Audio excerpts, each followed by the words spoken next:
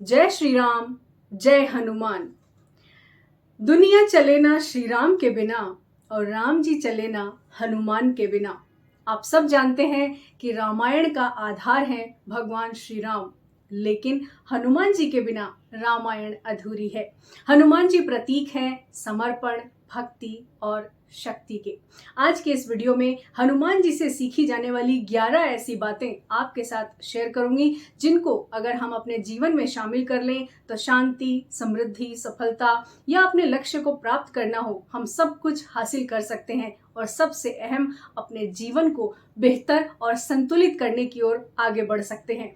तो हनुमान जी की गुणगान को चंद शब्दों में या इस वीडियो के जरिए अभिव्यक्त कर पाऊं, ये संभव नहीं है और ना ही किसी के लिए संभव होगा। लेकिन सरल शब्दों में कोशिश करूंगी इस वीडियो के जरिए इन 11 बातों को अच्छे से समझाने की, ताकि आप अपने जीवन में इन बातों को शामिल करें और अपने जीवन को बेहतर करने की ओर आगे बढ़ सकें। तो चलिए शुरू करते हैं। 11 लाइफ लेसन्स में से जो पहला लेसन उनसे सीखने का है वो है, हनुमान जी बहुत बड़े पॉजिटिव थिंकर थे। उन्हें डिफिकल्टीज में पॉसिबिलिटीज ढूंढने आता था। चाहे सीता माता की खोज करनी हो या समुद्र पर राम सेतु बनाना हो, संजीवनी बूटी लानी हो या फिर पहाड़ को उठाकर लाना हो, ये सब पॉजिटिव थिंकिंग से ही संभव हुआ। और पॉजिटिव थिंकिंग के साथ साथ उनपे खुद में विश्वास था, सेल्फ कॉन्फिडेंस भरपूर था। और ये आत्मविश्वास का ही नतीजा था कि पानी पर भी पत्थर तैरने लगे थे। उस भक्ति और समर्पण के बलबूते ही ये संभव हो पाया कि समुद्र पर राम सेतु भी बना। सीता माता की खोज करने के लिए सबने प्रयास किए, लेकिन किसी को नहीं मालूम था कि सीता माता कहाँ है। हनुमान जी को बताया गया था कि सीता माता लंका में है, लेकिन लंका में कहाँ पर है ये नहीं मालूम था। तो हनुमान जी ने इस स्थिति के सामने हार नहीं मानी। उन्होंने खोजने का निर्णय लिया और अपने आत्मविश्वास और पॉजिटिव थिंकिंग के बलबूते ही सीता माता को अशोक वाटिका में खोज लिया।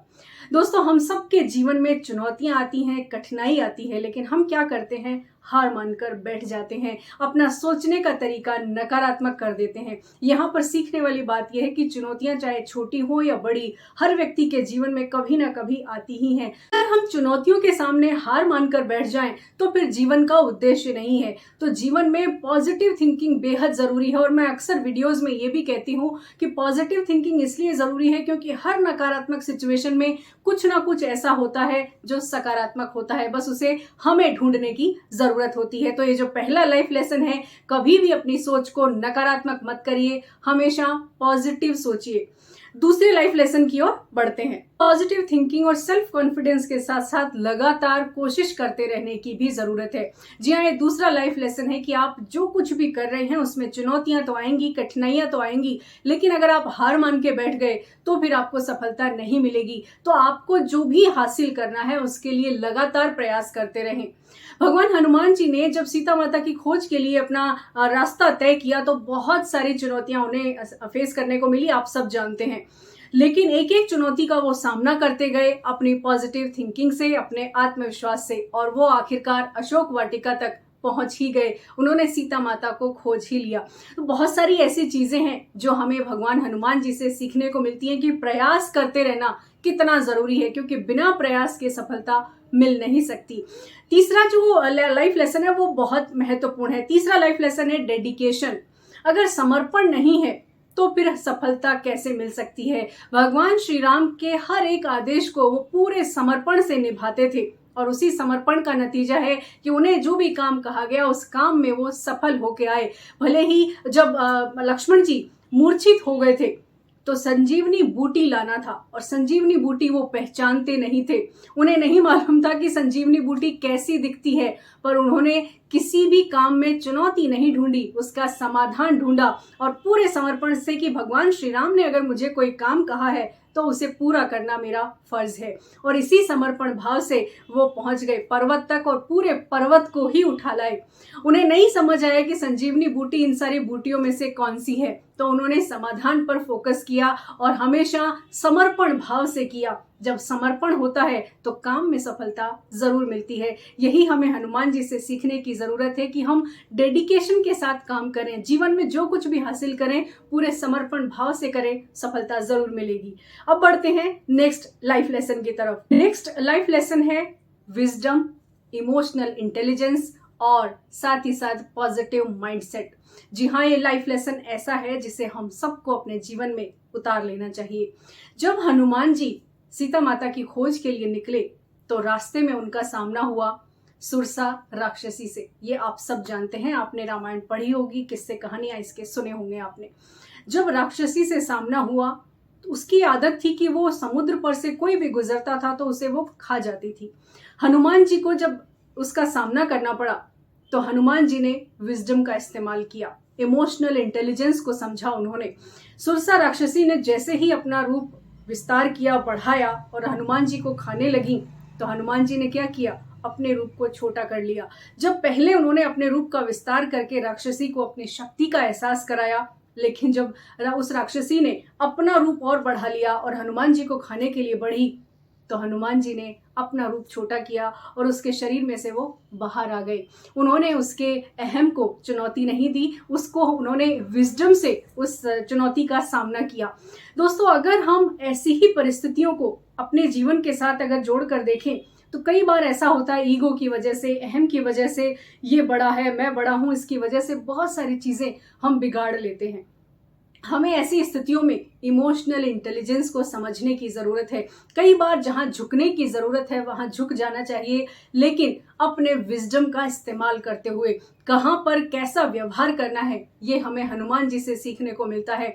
जब जब चुनौतियां आई तब तब हनुमान जी ने कहीं भी क्रोध नहीं किया। आपने देखा होगा इमोशंस मैनेजमेंट का सबसे बड़ा गुण जो हनुमान जी में है वो ये कि उन्हें क्रोधित होते हुए किसी ने नहीं देखा। हमेशा वो हंसी मजाक में या बहुत ही शांत तरीके से चीजों का समाधान करते थे, और यही है इमोशनल इंटेलिजेंस। इमोशनल इंटेलिजेंस का मतलब ये है कि हम अपने इमोशंस को तो समझे ही, कंट्रोल करें ही, सामने वाले के इमोशंस को समझकर अपने व्यवहार, अपनी वाणी और अपना एटीट्यूड रखें ताकि हम जो काम करना चाहते हैं उस काम में सफलता मिल सके। तो ये वाला जो लाइफ लेसन है ये बहुत अहम है और इसको हमें अपनी जिंदगी में शामिल कर लेना है ताकि हम इमोशंस के मैनेजमेंट की कमी की वजह से जो बहुत सारी चीजें, बहुत सारी नहीं 90% चीजें जो हम अपने जीवन में फेस करते हैं उनमें कमी आएगी, क्योंकि इमोशंस ही हैं जो इंसान को या तो अच्छा बनाते हैं या फिर कहीं ना कहीं उसे चुनौतियों का सामना करने के लिए मजबूर कर देते हैं। व्यक्ति अपने ऊपर कंट्रोल खो देता है। तो सेल्फ कंट्रोल का जो पहला स्टेप है इमोशंस मैनेजमेंट, तो वो हनुमान जी से सीखने की जरूरत है। नेक्स्ट लेसन है विनम्रता। हम हम्बल नहीं रह पाते हैं। हमारे जीवन में जरा सा कुछ सफलता हासिल करें या जरा सा कुछ आर्थिक स्तर ऊंचा हो जाता है तो व्यक्ति हम्बल होना छोड़ देता है। ये गुण सीखने वाली बात है हनुमान जी से कि हम अपने जीवन में हम्बल रहकर वो सब हासिल कर सकते हैं जो हम करना चाहते हैं। हनुमान जी जब सीता माता के पास गए अशोक वाटिका में तो वो सूक्ष्म रूप में गए थे। वो माता के सामने शक्ति का प्रदर्शन करने नहीं गए थे। वो चाहते तो माता को वहां से ला भी सकते थे, लेकिन उन्हें श्री राम का आदेश नहीं था। माता से उन्होंने कहा भी कि सीता माता, मुझे अभी भगवान श्री राम का यही आदेश है कि माता की खोज करो। तो माता को वो बहुत ही विनम्रता से अपनी बात रख रहे थे। उन्होंने माता से कहा भी कि मैं श्री राम का दूत हूँ। बहुत विनम्रता इस संवाद में आपने देखी होगी, सुनी होगी, और ये विनम्रता हमें अपने जीवन में उतारने की जरूरत है। हमें अगर किसी चीज में हम एक्सपर्ट हैं, कुछ हमें आता है, तो उसका घमंड ना करें, क्योंकि घमंड तो रावण का भी नहीं रहा। आप सब जानते हैं रावण बहुत शक्तिशाली था, लेकिन अंततः क्या हुआ ये हमें सभी को पता है। तो किसी भी चीज, ऐसी जगह पर आप शक्ति का प्रदर्शन ना करें जहां पर उसकी आवश्यकता नहीं है। अपने विजडम का इस्तेमाल करें। हनुमान जी से सीखें कि किस तरह से ईगो को नियंत्रित करना है, किस तरह से इमोशनल इंटेलिजेंट बनकर आपको अपना व्यवहार करना है और किस तरह से हम्बल बनकर आपको लोगों का दिल जीतना है। हनुमान जी सभी को प्यारे हैं क्योंकि वो सबसे विनम्र देवता माने जाते हैं। उन्हें जो भी काम किया पूरी विनम्रता से किया, पूरी विनम्रता से, समर्पण भाव से उन्होंने भगवान की भक्ति की। इसीलिए भगवान ने, श्री राम ने कहा था कि जो भी व्यक्ति हनुमान की पूजा करेगा वो मेरी ही पूजा करेगा। यह उनकी विनम्रता और समर्पण का ही नतीजा है कि आज भगवान हनुमान हम सबके प्रिय भगवान हैं। नेक्स्ट लेसन है प्लानिंग और एग्जीक्यूशन। जी हाँ दोस्तों, हनुमान जी ने जो भी काम किया पूरी प्लानिंग के साथ किया ताकि वो उसको सही तरह से एग्जीक्यूट कर सकें। जब वो सीता माता के पास पहुंचे तो उन्होंने लंका में कितना सारा विध्वंस कर चुके थे, वो इसकी जानकारी नहीं दी उन्होंने। इसलिए नहीं दी क्योंकि वो जानते थे कि सीता माता के सामने मुझे अपनी शक्ति का प्रदर्शन नहीं करना है।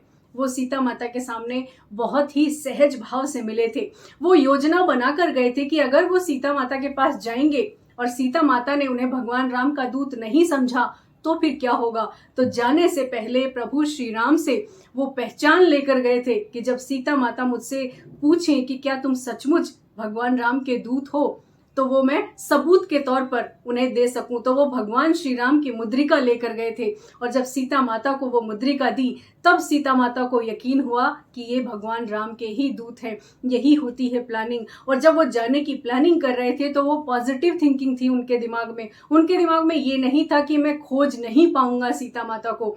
तो खोजने से पहले की जो तैयारियां थी उनमें ये कि अगर ऐसी स्थिति आई तो उस स्थिति में मेरा अगला कदम क्या होगा। रास्ते में चुनौतियां आएंगी तो चुनौतियों का सामना कैसे करना है उसकी तैयारी वो पहले से ही करके गए थे। उन्होंने लंका में पहुंचे, सीता माता से पहुंचने से पहले उन्होंने वहां पर राम के दूत विभीषण को ढूंढा, क्योंकि राम के भक्त थे विभीषण, तो उनको ढूंढा ताकि उन्हें लंका में जो भी काम करें उसमें उन्हें मदद मिल सके। तो उन्होंने अपनी बुद्धि का इस्तेमाल किया, प्लानिंग की और फिर उसके बाद एग्जीक्यूशन किया और संकेत देने के लिए लंका में आग भी लगाई। और ये आग लगाना भी उनकी योजना का ही एक परिणाम था ताकि समझ पाए रावण की और लंका के लोग कि जब भगवान श्री राम का एक दूत इतना शक्तिशाली हो सकता है तो उनकी सेना कितनी शक्तिशाली होगी। तो यही वो संदेश लेकर लंका में पहुंचे थे। सीता माता को खोजा और फिर अपना संदेश लेकर भगवान श्री राम तक पहुंचे। तो ये सब कुछ ऐसे ही संभव नहीं हुआ, योजना बनानी पड़ी इसकी। और योजना के बाद एक एक कदम पर उन्होंने जो प्रदर्शन किया उससे हमें सीखने को मिलता है कि हम जो भी काम करें हर कदम पर जो जो चुनौतियां आए उनको हम आइडेंटिफाई कर लें और उनको कैसे सॉल्यूशन में कन्वर्ट करना है इसकी योजना बना लें। और ऐसा अगर हम कर पाए तो निश्चित ही हमारे कामों में हमें सफलता मिलेगी। नेक्स्ट स्टेप है at a time be a good leader and a good follower.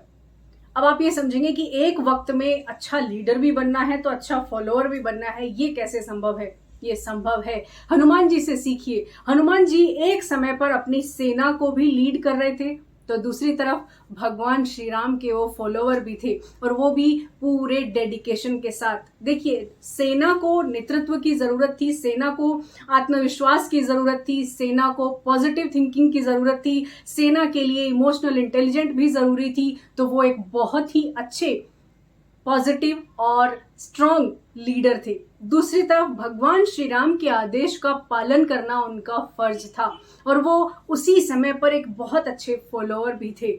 यही होता है जब हम अपने जीवन में नेतृत्व के लिए आगे बढ़ते हैं तो हम किसी को फॉलो करना बंद कर देते हैं। जो भी हमारे गुरुजन है, माता पिता है, जो भी अच्छी चीजें हम जहां से सीखते हैं उनको फॉलो करना भी जीवन में जरूरी है। तो जो अच्छी चीजों को हम फॉलो करेंगे तो डेफिनेटली हमारे नेतृत्व में भी निखार आएगा और हम जिस भी काम में लीड लेंगे उस काम में हमें सफलता मिलेगी। और सबसे अहम है वो विश्वास पात्र थे। वो अच्छे लीडर होने के साथ साथ अच्छे फॉलोअर भी थे और दोनों के ही विश्वास पात्र थे। और ये सब संभव हो पाया उनके समर्पण भाव से, उनकी भक्ति से, क्योंकि सेना उन पर विश्वास करती थी और उन्हें अपनी सेना पर विश्वास था। और ये सब वो समर्पित करते थे भगवान श्री राम को। उन्होंने लंका में जो कुछ भी किया उसका श्रेय उन्होंने खुद नहीं लिया, उन्होंने उसका श्रेय भगवान को दिया। उन्होंने कहा कि ये तो प्रभु का आदेश है, ये तो प्रभु का समर्पण है, प्रभु की वजह से ये सब हुआ है। तो यही वो भाव है जो हमें सीखने की जरूरत है। जितने भी हम कोई भी काम में हम लीडिंग जब लेते हैं तो हमारे अंदर ईगो आ जाता है, अहम आ जाता है, जो कि हमें पतन की ओर लेकर जाता है। तो भगवान हनुमान जी से सीखने वाली बात है कि हम लीडर एक साथ हो सकते हैं, हम फॉलोअर भी बने। जो अच्छी चीजें हैं, जो अच्छे गुण हैं, उनको हम साथ रखें ताकि हम अपने काम में सफल हो सकें।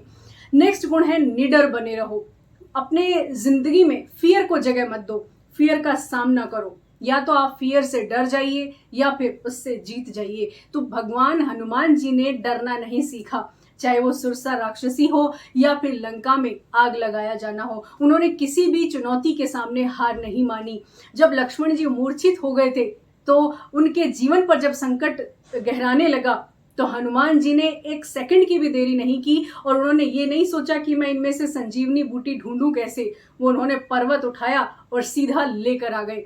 तो दोस्तों यही होता है, जब अगर मन में भय का भाव होगा तो आप निश्चित मानिए भय की परिणति भय में ही होती है और जिस चीज का भय होता है वो निश्चित ही हो जाता है। तो मन में भय मत पालिए, निडर रहिए और निडरता के साथ साथ सेल्फ कॉन्फिडेंस रखिए, खुद पर विश्वास रखिए, आप अपने लक्ष्य में जरूर सफल होंगे। अब नेक्स्ट लेसन है, हनुमान जी बहुत ही अच्छे कम्युनिकेशन एक्सपर्ट थे।